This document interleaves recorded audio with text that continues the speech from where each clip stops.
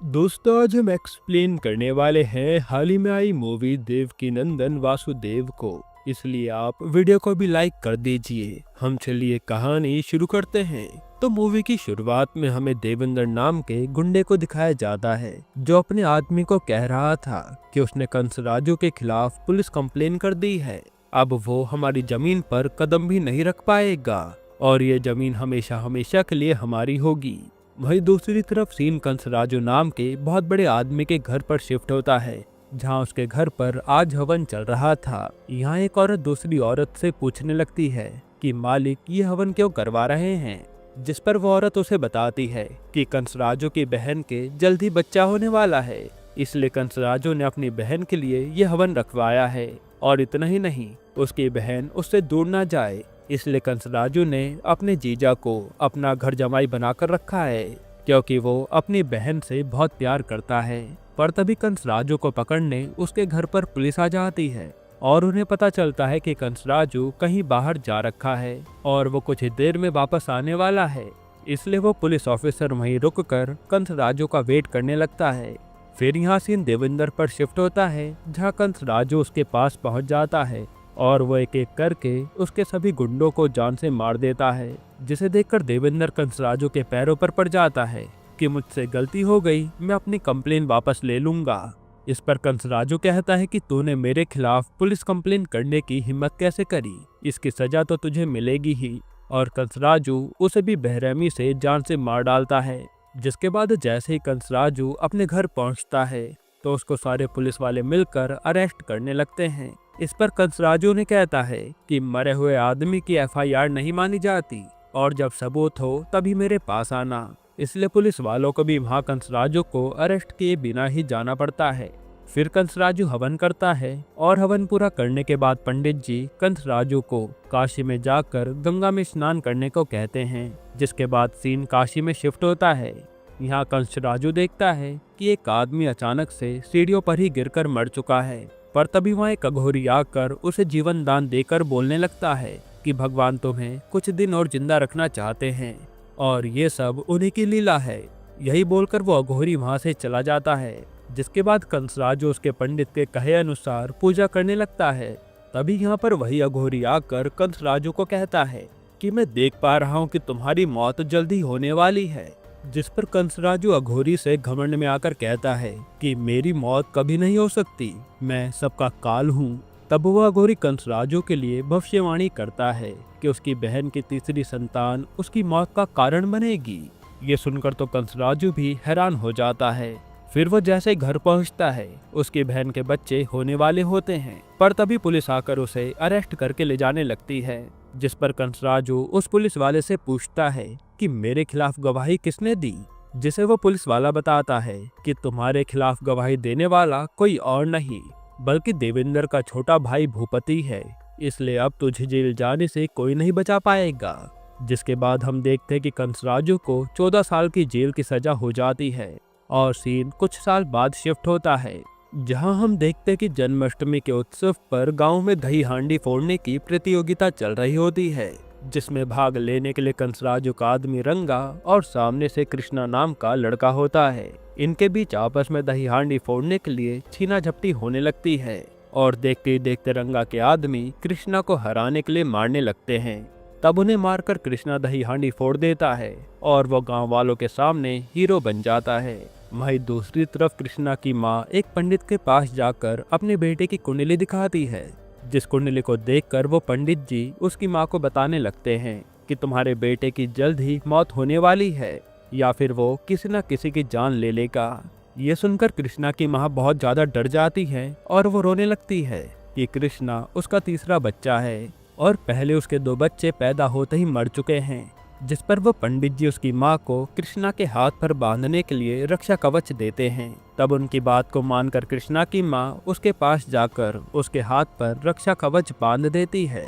फिर वो कहते कि मुझसे और कोई सवाल मत पूछना, क्योंकि मैं तुम्हारे सवालों का जवाब नहीं दे पाऊंगी। इसके बाद कृष्णा अपने दोस्तों के साथ मंदिर में दर्शन करने चला जाता है, जहाँ उसकी नज़र सत्या नाम की लड़की पर पड़ती है, जिसे देखकर कृष्णा को उससे पहली नज़र में ही प्यार हो जाता है और वो सत्या का हर जगह पीछा करने लगता है। तब सत्या उसे अपना पीछा करने के लिए मना करती है और फिर वो रंगा के साथ बैठकर वहाँ से निकल जाती है, जो कृष्णा को बड़ा अजीब लगता है कि ये इसका कौन है। फिर कृष्णा सत्या की दोस्तों से मिलकर उसके बारे में पता करने लगता है, जिसे सत्या की दोस्त बताती है कि रंगा उसका बॉडीगार्ड है जो उसके साथ हर जगह जाता है। फिर अगले दिन कृष्णा रंगा की कार का पीछा करने लगता है और ओवरटेक करके रंगा को कार से उतरने के लिए कहता है, जिसमें सत्या भी बैठी हुई थी। यहाँ कृष्णा चालाकी से रंगा को अपनी बातों में फंसाकर सत्या को अपना नंबर दे देता है और सत्या भी कृष्णा को कहीं ना कहीं पसंद करने लगी थी। अब उसके अगले दिन कृष्णा अपनी माँ के साथ मंदिर आता है, जहाँ कृष्णा की माँ सत्या की साड़ी देखकर उसकी तारीफ करने लगती है और वो कृष्णा को बुलाकर सत्या से मिलवाती है, जिसे देखकर कृष्णा अपनी माँ को दर्शन करने के बहाने वहाँ से भेज देता है और खुद सत्या के साथ बातें करने लगता है। और तभी कृष्णा देखता है कि कुछ लोग एक औरत को मार रहे हैं, जिन्हें ऐसा करता देख कृष्णा को बहुत गुस्सा आता है और वो उन सभी आदमियों को मारने लगता है। तब पता चलता है कि ये आदमी तो उसी औरत का पति था जो अपनी प्रेग्नेंट पत्नी को मार रहा था। साथ ही वो अपनी पत्नी को बिल्कुल नौकरानी की तरह रखता था।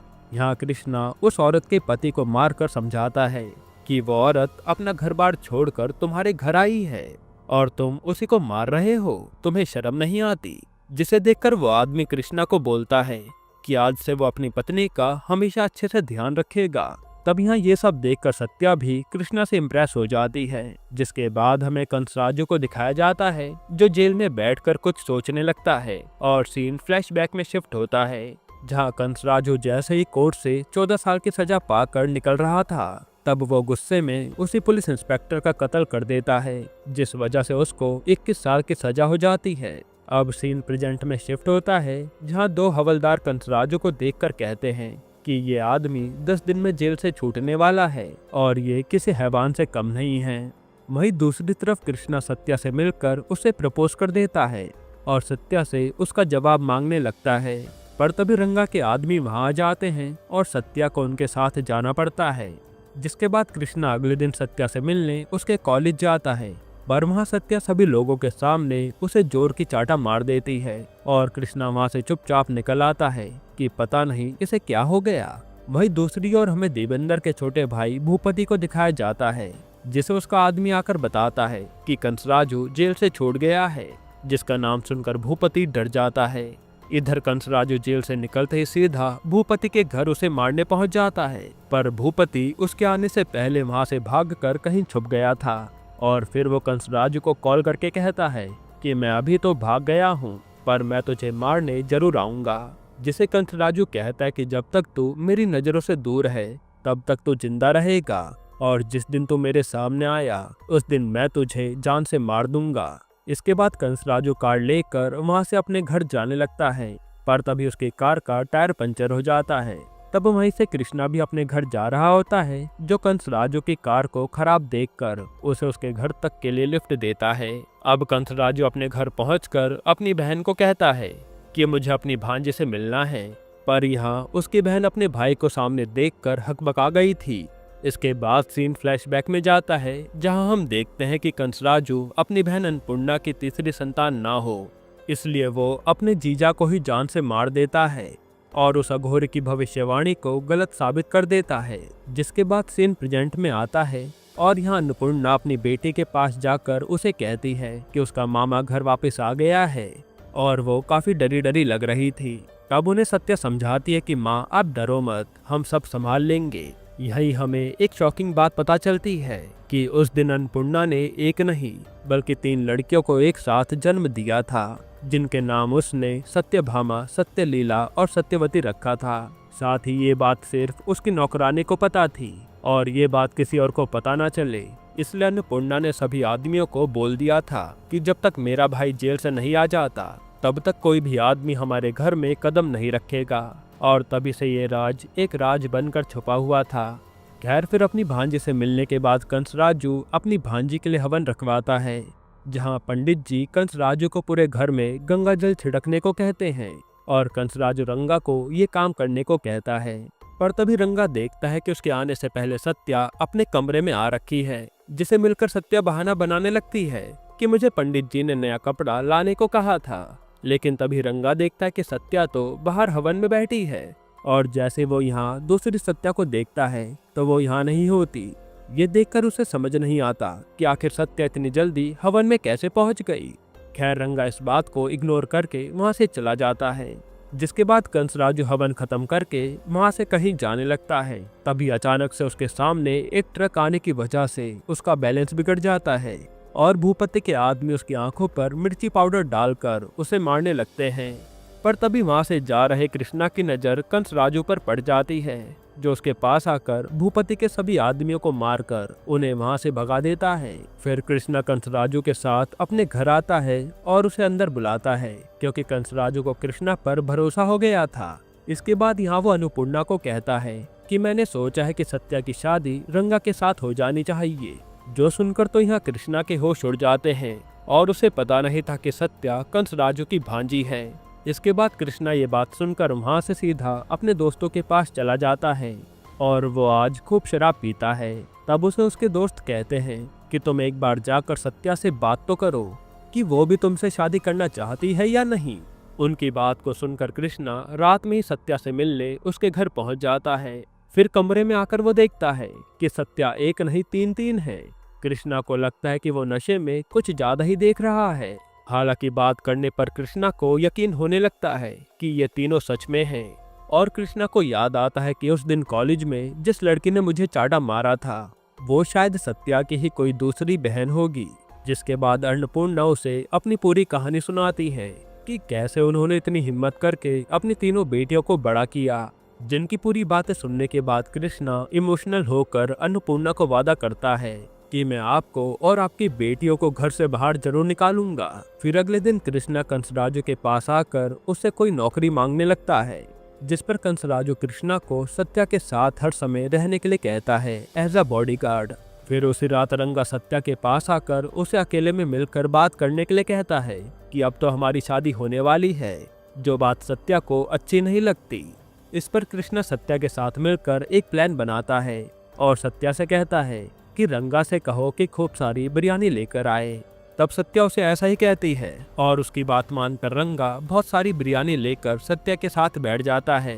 फिर देखते देखते सत्या सारी बिरयानी खाने लगती है और बीच बीच में तीनों बहनें अदला बदली कर सारी बिरयानी खत्म कर देती है। तब ये देखकर रंगा मन ही मन सोचने लगता है कि ये कितनी बड़ी भुक्कड़ है। पर तभी वो देखता है कि सत्या अपने हाथ धुल रही है और वहीं सत्या उसके साथ बैठकर बिरयानी भी खा रही है। यहाँ रंगा को कुछ भी समझ नहीं आ रहा था कि इतनी सारी सत्या कहाँ से आ गई और उसे लगने लगता है कि शायद सत्या पर भूत का साया है, इसलिए वो बहुत ज्यादा डर जाता है। अब उसके अगले दिन कंसराजू के आदमियों के हाथ भूपति का आदमी लग जाता है और उसे कंसराजू के सामने लाया जाता है। तभी वहाँ कृष्णा भी सत्या को लेकर कॉलेज से घर आता है। तब यहाँ कंसराजू भूपति के आदमी से उसका पता पूछने लगता है, पर अपनी जान बचाने के लिए वो आदमी वहाँ खड़ी सत्या के गले पर चाकू लगाकर वहाँ से भागने लगता है। तब उसे रोकने के लिए कृष्णा उसे मारता है, जिस बीच सत्या के हाथ पर चाकू से कट लग जाता है और कंसराजू गुस्से में भूपति के आदमी की गर्दन उड़ा देता है। अब इसके बारे में जब भूपति को पता चलता है तो वो कंसराजू के घर में घुसकर उसे मारने का प्लान बनाता है। वहीं यहाँ सत्या को देखने डॉक्टर आती है, लेकिन जिसके हाथ में चोट लगी थी वो तो सदमे के मारे चलने की भी हालत में नहीं थी, इसलिए डॉक्टर के सामने दूसरी सत्या को आना पड़ता है। तब उसे देखकर कृष्णा समझ जाता है कि ये वो सत्या नहीं है। हालांकि वो देखता है कि सत्या के हाथ पर भी चाकू का सेम वैसा ही निशान है, जिसे देखकर वो सत्या की माँ को देखने लगता है और सीन फ्लैशबैक में जाता है, जहाँ सत्या की माँ अपनी बेटी के चोट लगने पर बाकी दोनों बेटे के हाथ पर भी सेम वैसा ही चाकू का निशान बना देती है, ताकि अगर कोई सामने भी पड़ जाए तो सबको यही लगे कि यही सत्या है। यहाँ इनकी ममता को देखकर कृष्णा भी शॉक्ड हो जाता है और वो घर जाकर बस इसी के बारे में सोचने लगता है कि वो उन लोगों को कैसे बचाए।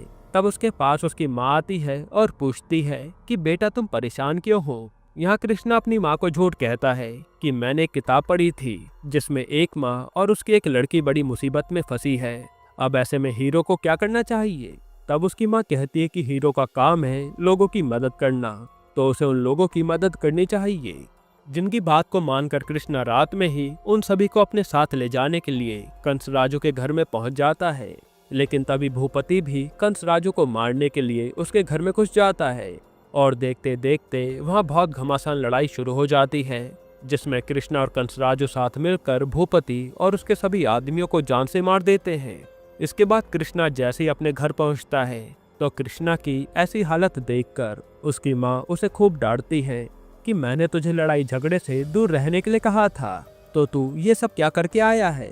अब कृष्णा कहता है कि उस दिन जो मैंने आपको कहानी सुनाई थी वो असली है और उस कंसराजू ने ही अपनी बहन और भांजे को बंदी बनाकर रखा है। तब उसकी माँ उसे उसके पिता की फोटो दिखाती है और रोते हुए बताती है कि जिस घर में तू जा रहा है उसी कंसराजू ने तेरे पिता को मारा था। ये सुनकर तो कृष्णा को कंसराजू पर बहुत गुस्सा आता है और वो उसे जान से मारने का सोच लेता है, लेकिन उसकी माँ कहती है कि तुम ऐसा वैसा कुछ मत करो क्योंकि एक तुम ही हो मेरे जीने का सहारा।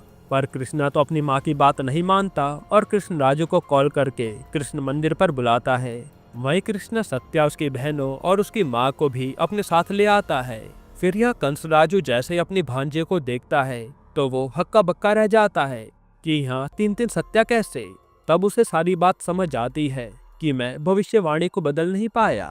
हालांकि वो गुस्से में अपने वफादार आदमी रंगा के पिता को जान से मार देता है कि तुझे आज तक पता नहीं चला कि अन्नपूर्णा ने 3 बच्चे को जन्म दिया था। तब यहाँ रंगा अपने पिता को मरा हुआ देखकर कृष्णा से कहता है कि तुम जो कर रहे हो सही कर रहे हो, इस राक्षस का मरना बेहद जरूरी है।